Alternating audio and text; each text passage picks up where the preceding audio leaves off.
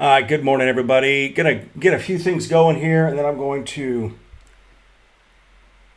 go ahead and share this on my Facebook page as well, just so I can get more people notified out there. Just one second. Got waiting for the Storm Prediction Center's update. Should come out around 11:30, and we will see where we go from there as far as where the threat's going to be. So let me click on this real quick. Copy.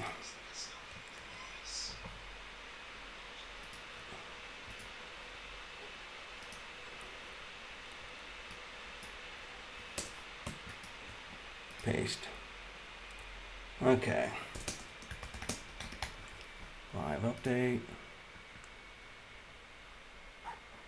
And post. And this is what happened last time I tried to post it. It asks me another question about wanting to post. So should get a few more people on here. Again, we've gone with that alert day for tomorrow. And the main concern is going to be the instability that's going to build in after the morning showers and thunderstorms.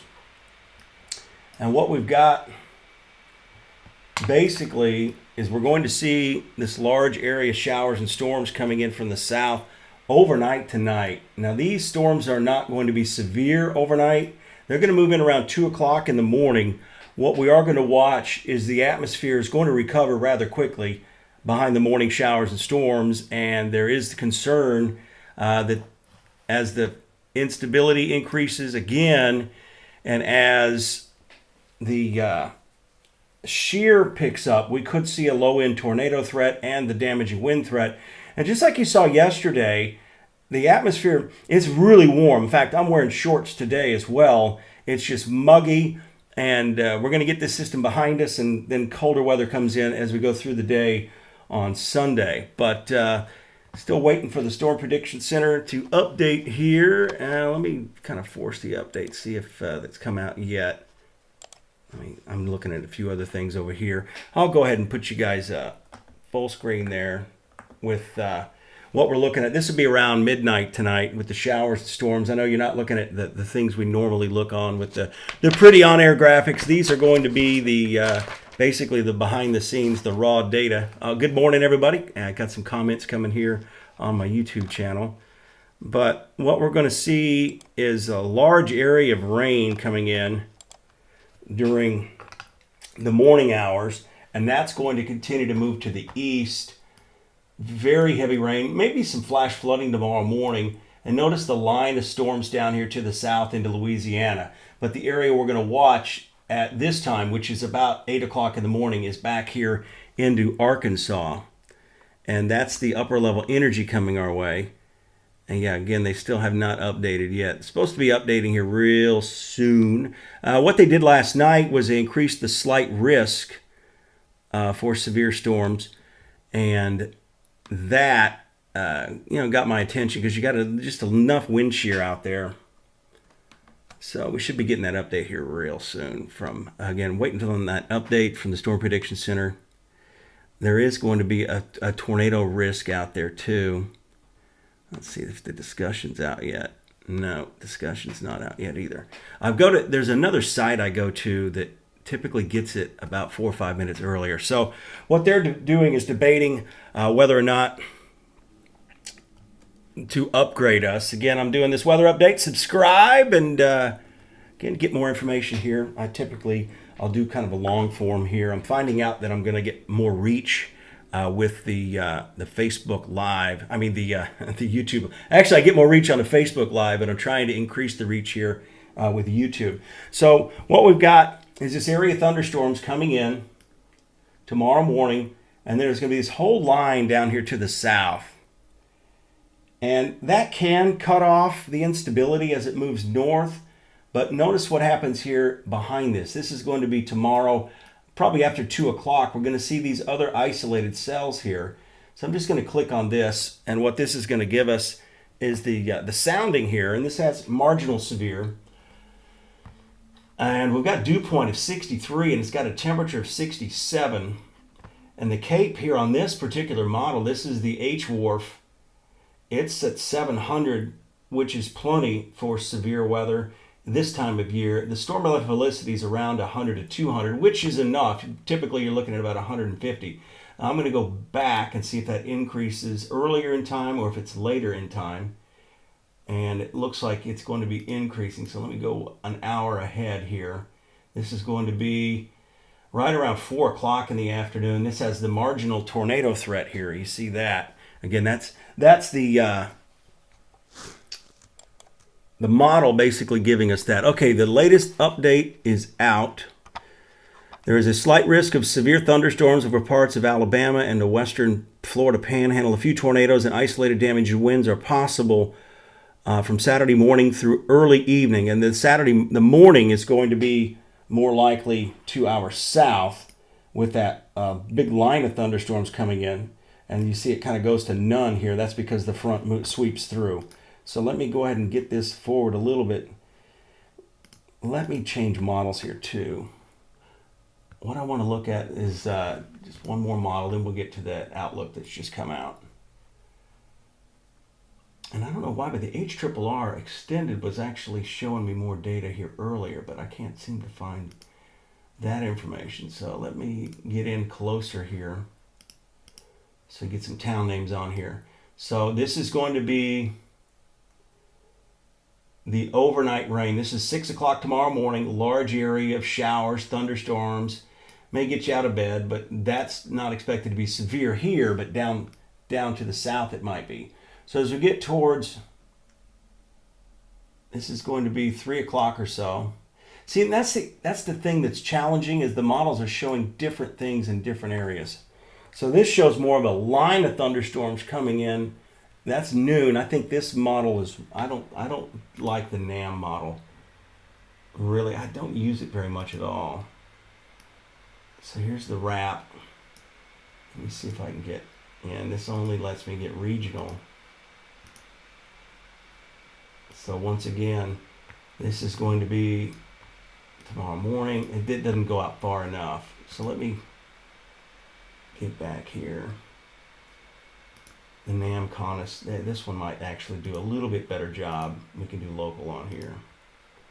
Yeah, this is the one that showed a little bit more of the cellular in nature, but it still has this long line coming in.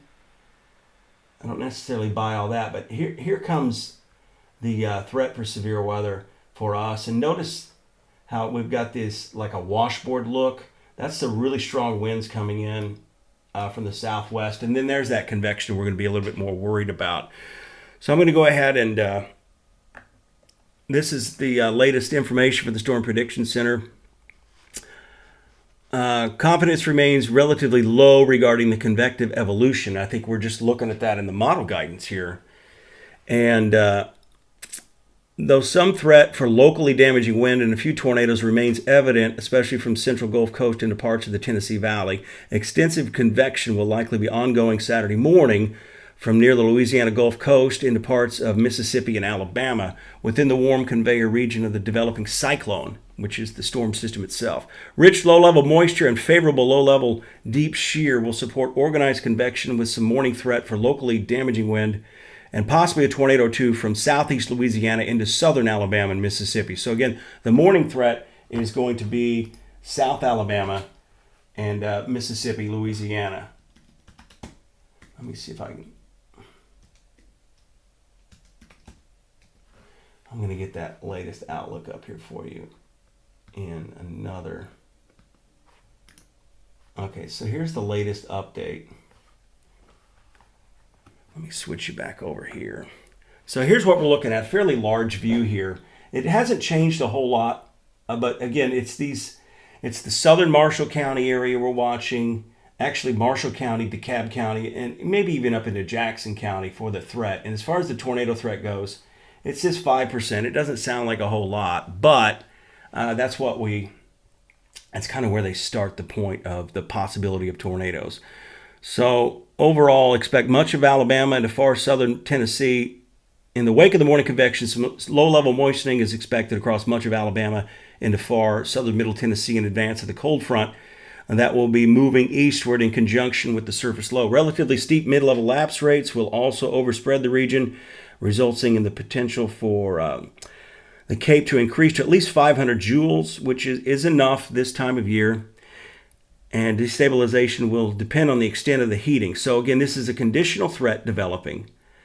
If robust convection can evolve and be sustained, a few relatively low-top supercells may evolve with time along and ahead of the cold front, with the threat of a couple of tornadoes, isolated damaging winds, and small, perhaps marginally severe hail. So overall, what we're looking at is the threat here is it's a low end threat. It's not even a high shear low cape. It's kind of a medium shear medium cape atmosphere. Oh, thank you, Ryan. And so for that reason, we're putting out the first alert weather day, but it's not a high-end threat. That's the best way to put it. But it's not going to surprise me if the middle of the afternoon we get a tornado watch. So that's kind of what we're watching out for here as this develops and moves in. Let's see here. So let me log back in here. So overall, strong storm system coming at us, no doubt about it. It's going to be a heavy rain producer as it moves in. Here's the GFS model. Actually, I want to do the European model. And then we'll go this to force the update here. So again, you're looking at the raw data here. This shows the heavy rain moving in as we get towards midnight tonight in northeast Mississippi, and then tracking east with time. And just a big, strong area low pressure. But typically, you see that 1011 there. That's 1,011 millibars, which is usually what we measure pressure with in meteorology. And I think overseas they do it in millibars too. Most of you are kind of familiar with inches of mercury. But what we're going to watch is ahead of this area low pressure. This is where the air gets more unstable. This is tomorrow morning. So again, this one brings it through earlier, but as it's moving through, the area low pressure is getting deeper. So it's intensifying as it moves northeast. And behind it, maybe some drizzle, some flurries over there in Pigeon Forge, Sevierville, up in the Smoky Mountains, but nothing around here. We might get a little drizzle, but overall. So this is noon tomorrow. So this is the challenge. This would be better because it has everything kind of sweeping through as we go into the afternoon, and maybe get you a better picture of that. Get you full screen there. So what I'm going to do here is see what the sounding looks like there. And it has marginal severe on the sounding for that. So it's really conditional about what happens behind the morning showers and storms, and the European model does have marginal tornado risk here too. So that's what we're looking at, that potential that as this gets closer to Sand Mountain, that may increase a little bit of that wind shear. And the Cape is running about 400 to 500 joules. And the helicity here is about 267, 250. So, and then that is early tomorrow afternoon. So some of the models are basically outrunning the instability. Whatever happens, I think it's going to happen pretty quick as it moves through. And again, it's not going to be an all-day event, but it may seem like it because we're going to start with the showers and storms in the morning and then continue on as we go into the afternoon with that threat mainly east of I-65. And Eric Burke's going to have an update coming up. I actually think it's Jeff Denorius. Jeff Denorius is going to have an update at noon. That's going to be on Channel 48 on TV. So a lot of people, I give updates and they say, well, I didn't see any live at noon. And I was like, well, it was on TV at noon. So I think a lot of people are going to get stuck in the YouTube aspect of things and the Facebook as well. But again, I just want to give you guys an update. I know you guys have had some questions out there. Don't forget to subscribe. That's how I get these updates going and everybody gets notified of them. A lot of times it may be 2 days before some people get notified of that I was actually live. So I appreciate all you guys tuning in. And again, I'll be into work today. And of course, I'll be monitoring the weather tomorrow. Hopefully it won't take up too much of everybody's Saturday, but if it starts to break out, we'll be breaking in, that's for sure. But again, I want to reassure you this is a low-end threat. I think primarily we're looking at a squall line, perhaps with embedded tornadoes. But the SPC, Storm Prediction Center, did mention the potential for some low-top supercells. And we have had some tornadoes from low-top supercells in January before. The one in the 5 Points area comes to mind. I think that was an EF2. And actually, that one was strange because it developed over the arsenal, and it was a low precipitation supercell. And the tornado didn't even show up on radar. So, again, that was a challenge with that one. But I'll have a Facebook Live coming up later today. Once I get into work, I'll be using equipment that you're more familiar with as far as it won't be the raw data. It'll be smoothed out. I will say that the graph model we use is showing these isolated cells coming in. And the problem is no particular model is right, and we know that from the winter storm we just had. No particular model is going to be right on.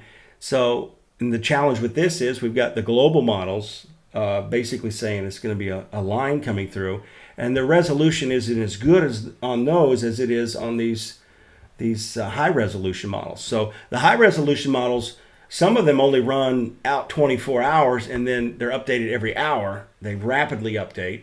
The long-range models are typically updated every 6 hours, so the resolution isn't as good, so it doesn't get all the information we need. So that's our challenge right now. We just know in the past we've had some issues with setups like this, and just go about your day and just stay weather alert. I know it's a Friday. A lot of people don't watch TV on Friday. I know that for a fact. But appreciate you guys. Tune it in. You guys take care.